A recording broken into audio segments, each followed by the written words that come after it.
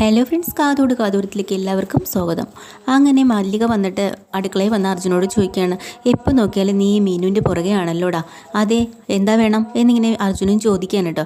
അപ്പോൾ നാട്ടിലൊരു സംസാരമുണ്ട്, നിങ്ങൾ നല്ല മാതൃകാ ദമ്പതികളാണെന്നും നിങ്ങളെ കണ്ട് എല്ലാവരും പഠിക്കണമെന്നും അങ്ങനെയൊക്കെ. അപ്പോൾ ആണോടി എന്ന് മീനുവിനോട് ചോദിക്കട്ടെ. അപ്പോൾ മീനു പറയാണ്, എന്തോ എനിക്കറിയില്ല, അങ്ങനെയുണ്ടോ, എങ്കിൽ പിന്നെ നമുക്ക് സന്തോഷം തന്നെ. സന്തോഷിക്കണ്ട, നാട്ടുകാരങ്ങനെ പലതും പറയും, വീട്ടിനകത്ത് എന്താ നടക്കുന്നതെന്ന് നമുക്കല്ലേ അറിയൂ എന്ന് മല്ലിക പറയുമ്പോൾ ഇവരിങ്ങനെ അന്തം വിട്ട് അങ്ങോട്ടും ഇങ്ങോട്ടും നോക്കണം കേട്ടോ. അപ്പം ഇനിയിപ്പോൾ എന്തായാലും ആരൊക്കെ പറഞ്ഞാലും ഞാൻ വിശ്വസിക്കാനൊന്നും പോകുന്നില്ല എന്ന് മല്ലിക പറയുമ്പോൾ അർജുനും മീനും ഒക്കെ പറയണ, വിശ്വസിക്കണ്ട, നിങ്ങൾ വിശ്വസിക്കണം, നമുക്ക് താല്പര്യമൊന്നുമില്ല. പിന്നെ ഇളയമ്മ എന്താണ് ഇപ്പം ഈ ഒരു കാര്യം കൊണ്ട് വന്നിരിക്കുന്നത്? അല്ല, നിങ്ങൾ നല്ല മാതൃകാ ദമ്പതികളാണെന്നും നല്ല ജോഡികളാണെന്നൊക്കെ എനിക്ക് തോന്നണമെങ്കിൽ ഞാനൊരു മത്സരം വയ്ക്കും, അതിൽ നിങ്ങൾ പങ്കെടുത്ത് ജയിക്കുമെന്ന് നോക്കട്ടെ. അപ്പോൾ ഗൗതം പറയാൻ കേട്ടോ, ഓ മത്സരമോ, ഇപ്പോൾ ഒരെണ്ണം അങ്ങോട്ട് കഴിഞ്ഞതേ ഉള്ളൂ, ഒരു വലിയ മത്സരം, ഇനി അടുത്ത് വീണ്ടോ എന്ന് പറഞ്ഞിട്ട് ഗൗതം അവിടെ ഇരിക്കുകയാണ്. അല്ല, അതൊരു വലിയ മത്സരമല്ലേ, ഞാനൊരു ചെറിയ മത്സരമാണ് വയ്ക്കുന്നത്, അതിൽ നിങ്ങൾക്ക് പങ്കെടുക്കാൻ പറ്റുമോ? എന്തോ കുഴപ്പമുണ്ടല്ലോ, എന്തോ കുഴപ്പത്തിൽപ്പെട്ട് നാടകം കളിക്കാനുള്ള പ്ലാനാണല്ലോ എന്ന് പറയാൻ കേട്ടോ നമ്മുടെ അഖില പറയാൻ കേട്ടോ. അങ്ങനെ അത് കേട്ടിട്ട് ഉടനെ തന്നെ മല്ലിക പറയാണ്, അങ്ങനെയുള്ള നാടകം കളിക്കാനൊന്നും ഞാൻ തയ്യാറല്ല, പക്ഷേ ഞാൻ പറയുന്ന മത്സരത്തിൽ നിങ്ങൾ പങ്കെടുക്കണം.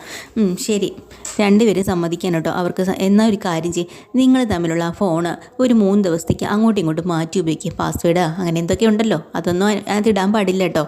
അപ്പോൾ നിങ്ങൾ തമ്മിൽ ഇതിനിടയ്ക്ക് എന്തെങ്കിലും വഴക്കോ പ്രശ്നങ്ങളോ ഉണ്ടാവുമോ എന്നറിയാമല്ലോ. പിന്നെ നമുക്ക് സമ്മതം. ശരി, 3 ദിവസത്തേക്ക് നിൻ്റെ ഫോൺ അവൻ്റെ കയ്യിലും അവൻ്റെ ഫോൺ നിൻ്റെ കയ്യിലും തന്നെ ഉപയോഗിക്കണം. നമുക്ക് നോക്കാം, അത് ആ 3 ദിവസം കൊണ്ട് നിങ്ങളുടെ ഇടയിൽ ഒരു വഴക്കും ഇല്ലെങ്കിൽ നിങ്ങൾ നല്ലൊരു മാതൃകാ ദമ്പതികളാണ്, നിങ്ങൾ നല്ല ജോഡികളാണെന്ന് ഞാൻ വിശ്വസിക്കാം കേട്ടോ. ഉടനെ അഖിലേക്ക് ദേഷ്യം വരണം. ചേച്ചി, നിനക്ക് ഡ്രസ്സ് എടുക്കാൻ പോകാനുള്ളതല്ലേ, കാഞ്ചന ചേച്ചിയുടെ കല്യാണത്തിൻ്റെ കാര്യത്തിന് വേണ്ടിയിട്ട് വാ, ഇങ്ങോട്ട് വാ എന്ന് പറഞ്ഞ അഖിലെ വിളിച്ചുകൊണ്ട് പോവാം കേട്ടോ.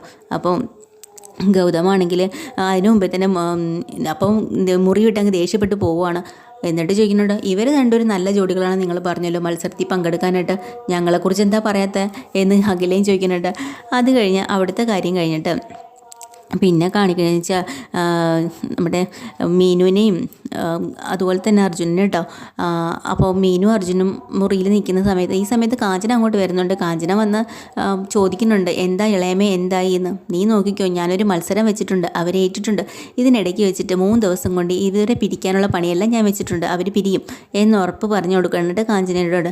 അപ്പോൾ ഇവിടെ മീനും അർജുനും കൂടെ ഇപ്പോൾ ഡ്രസ്സ് എടുക്കാൻ വേണ്ടിയിട്ട് മീനോട് റെഡിയാവുകയാണ്. അപ്പോൾ അവരുടെ ആ ഒരു റൊമാൻസ് ആണ് ആ മുറിയിൽ കാണിക്കുന്നത് കേട്ടോ. അങ്ങോട്ടും ഇങ്ങോട്ടും സാധാരണ ചെയ്യുന്ന പോലത്തെ കാര്യങ്ങളൊക്കെ തന്നെയാണ്. ഈ സമയം പെട്ടെന്ന് പുറത്തുനിന്ന് മീനു എന്ന് വിളിക്കുകയാണ് പ്രഭാവതി. ഓ ദേ വരുന്നമ്മേ എന്ന് പറയണം കേട്ടോ. ഓ ഇപ്പം എന്താ സ്നേഹം അമ്മായി അമ്മയും മരുമോളും എന്നിങ്ങനെ പറഞ്ഞ് കളിയാക്കുന്നുണ്ട് കേട്ടോ നമ്മൾ അർജുൻ.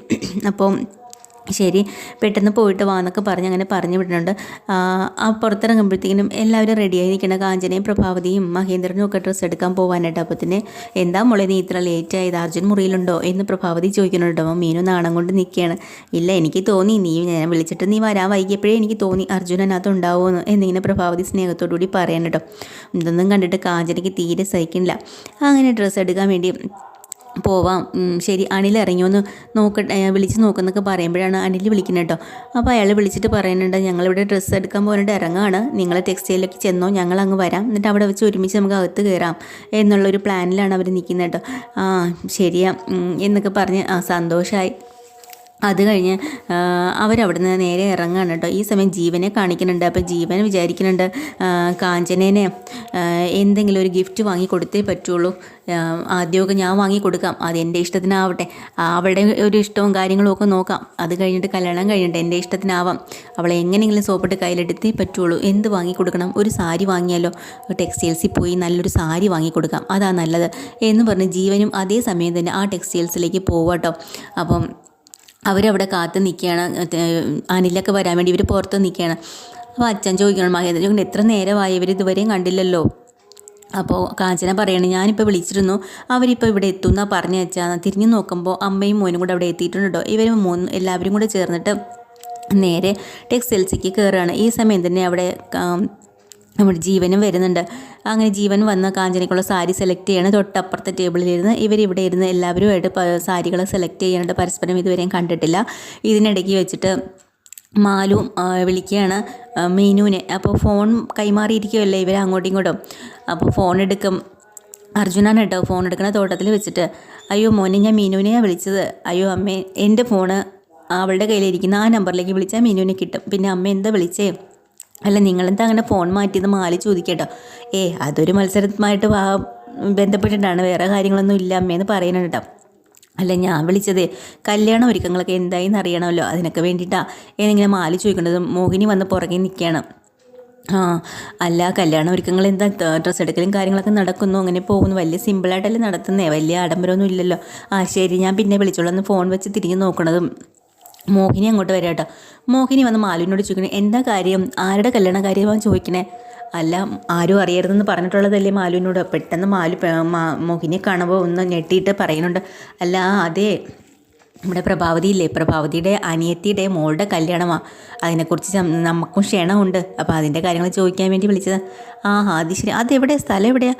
അതങ്ങ് തമിഴ്നാട്ടിലാണ് എന്നിങ്ങനെ പറഞ്ഞു വല്ല വിധേനെ പ്രഭാവതി അവിടെ തടി തപ്പാനായിട്ട് ഇന്നത്തെ എപ്പിസോഡിൽ പുതിയൊരു എപ്പിസോഡ് വീണ്ടും വരെ ചാനൽ ഇഷ്ടമല്ല ലൈക്ക് ചെയ്യുക, സബ്സ്ക്രൈബ് ചെയ്യുക. Thank you.